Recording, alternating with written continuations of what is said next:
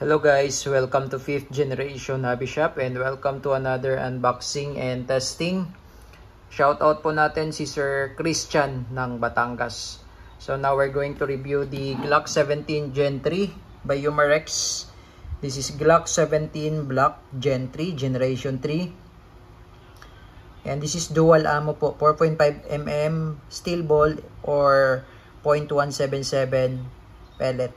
Okay, so 3 joules, 8 rounder. So bali ito po yung kanyang bala. So po pwede siyang bulitas. Bulitas po ito 4.5mm po. Ayan. So bulitas yan, 4.5 po. Pwede rin siyang lead pellet. Ayan yung 177 po na lead pellet. Ayan.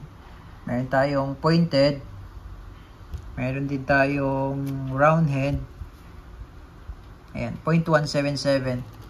Ayan, tapos 4.5mm na bulitas. Tapos ito naman po yung kanyang propellant. CO2 cartridge 12G. Ayan. So, ayan po. Yan po yung hangin. Yung isang CO2 disposable, good for 40 shots more or less. Tapos, ang bala niya ay .177 na pellet or 4.5mm na bulitas. Okay. Again, shout out po kay Sir Christian ng Batangas. So, ito po yung Glock 17 Gen 3. May kasama na siyang hard case. Ayan. This is airgun pistol. Ayan. Officially licensed product of Glock. Ayan. Airgun, caliber 4.5mm or .177 BBs or pellet. Ayan. This is made in Germany po by Umarex. Ayan. So, ito siya. Ito yung Glock 17 Gen 3. Ayan. Meron siyang full markings sa slide. Ganyan din sa grip. Sa mag base. Ayan. Sa kabilang side. Ayan. Officially licensed product of Glock. Serial number. Ayan. Naka-standard sight pa rin siya ng Glock. Ayan. Tapos may rifling po ito yung kanyang barrel, meron pong groove, tapos meron siyang rail for flashlight. Ayan. So, load tayo. Pakita ko sa inyo yung kanyang magazine. Okay, so ito po yung kanyang magazine. Rotary siya. Bali, per rotary po ay 8 ang laman. Ayan.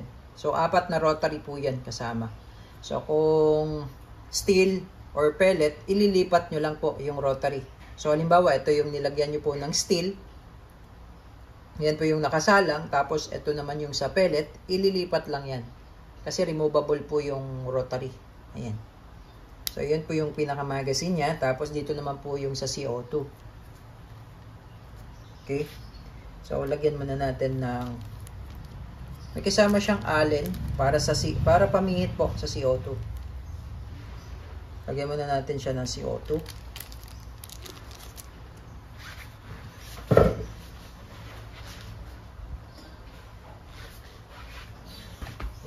Okay, shout out po kay Sir Christian ng Batangas.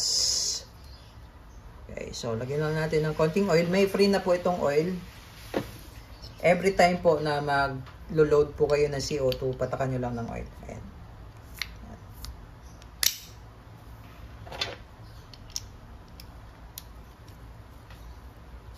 Kailangan medyo mabilis lang po ang pihit. Tamang higpit lang. Ayan. Balik. Tapos ngayon maglo-load tayo ng bulitas tapos pellet. Okay, sa bulitas muna tayo.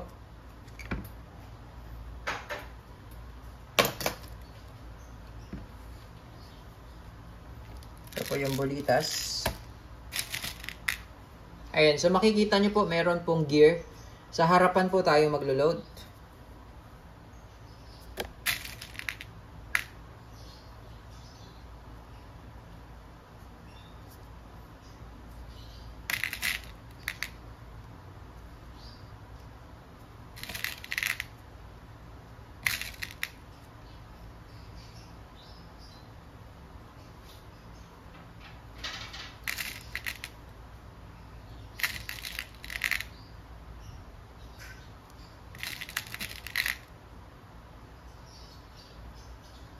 Yan po. Sometimes, nahuhulog po yung BBs. Ulitin nyo lang. Minsan maluwag yung ano niya, yung plastic kasi to, yung rotary niya. Hindi katulad nung isa, yung merong puti, rubberized.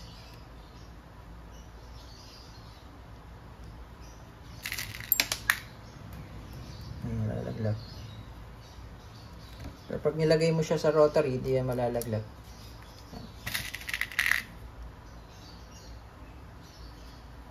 Ayan.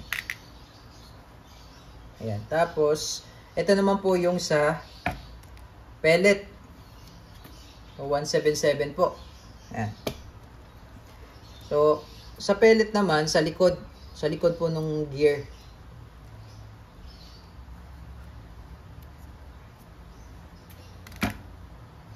Ayan, so bali 8 po yung load niya.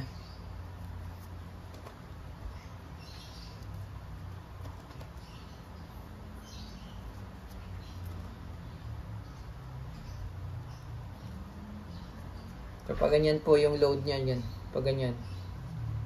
Ayan, tapos make sure na walang nakausli.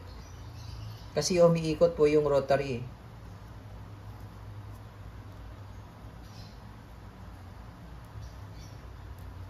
Yan.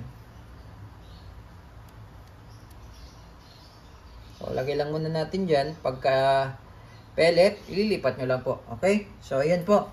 Tapos, ito po, mayroon siyang safety dito sa ilalim. Yan. Pag puti, safe. Nakita nyo po, white, safe yan. Tapos, pag red, that's fire. Okay? So, bali malalim po. Ayan, red. Malalim po yung trigger niya hanggang dulo po. Yan. So, isasagad nyo po yung trigger niya. Pagka ganyan, hindi po yan puputok. Kailangan sagad po sa dulo. Yan. Okay. So, testing po. Glock 17 Gen 3.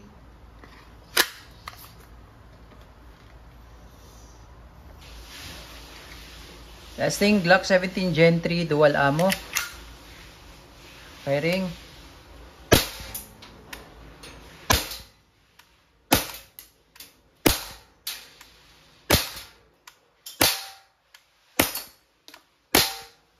Okay, so 8 na po yun. Ayan, so wala na pong laman. Ngayon, isasalang po natin yung pellet naman po. So, ililipat lang po natin yan.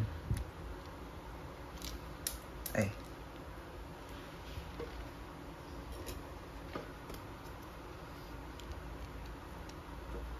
Ayan. Ililipat lang po natin. Okay?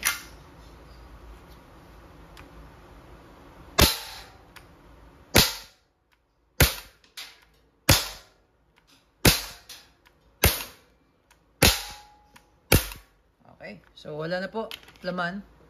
8. Ayan, so all goods.